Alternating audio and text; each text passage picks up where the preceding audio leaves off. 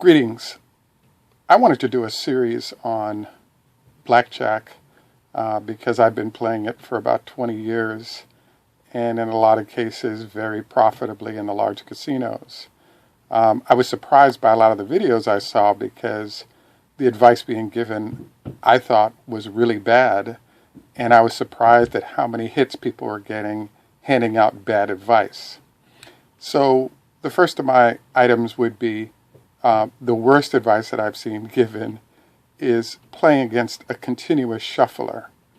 If you think about a deck of cards, as soon as one card is dealt, it can't show up again in the deck.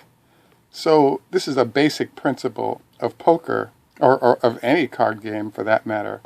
And when you have a continuous shuffler, all the cards that were dealt can show up again, which means you have no idea what's in there. That's why nobody makes an attempt that's serious about blackjack to play against machines. I will admit I've had a couple of occasions where things weren't working out and I bounced over there and won some hands. But I knew that the house had a greater advantage against me relative to the cards being dealt. The second item I'd like to suggest is that you read. When I started out becoming really good and somewhat of a professional in blackjack, I was just playing the odds and hoping to get to 21. When you read, you get an opportunity to be exposed to a lot more ideas and concepts that can introduce you to large amounts of money. For example, the most important concept that was added to my game from reading over 50 books was a concept of splitting tens against fives and sixes.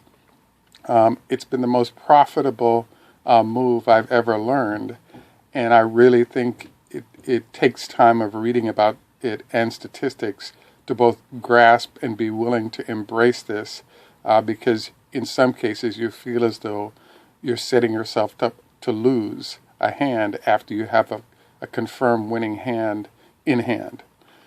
The third concept I wanted to suggest that you consider is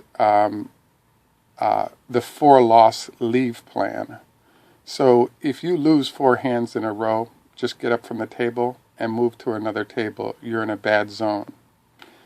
The fourth concept that I wanted to share is anyone who could card count is a really good player, and that's a great way to make money guaranteed, because heavy counts mean you do have an edge on the house to win.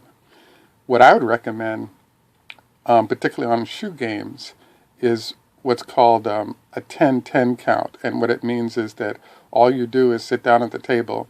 If it's the beginning of the shoe, watch to see how many times out of the first 10 hands the dealer has a 10 or ace that's showing.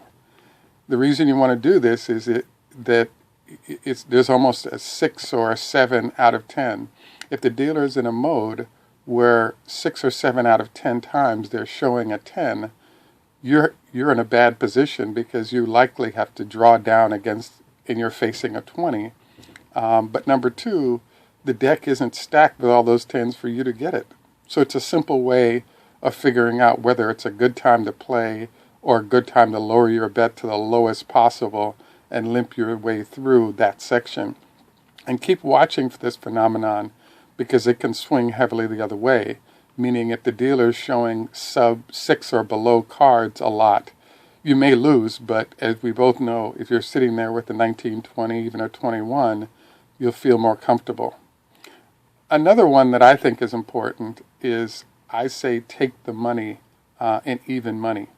If you have a 21 and the dealer is showing an ace, why not take the money? Statistically, it said you're not supposed to do that because you can't lose.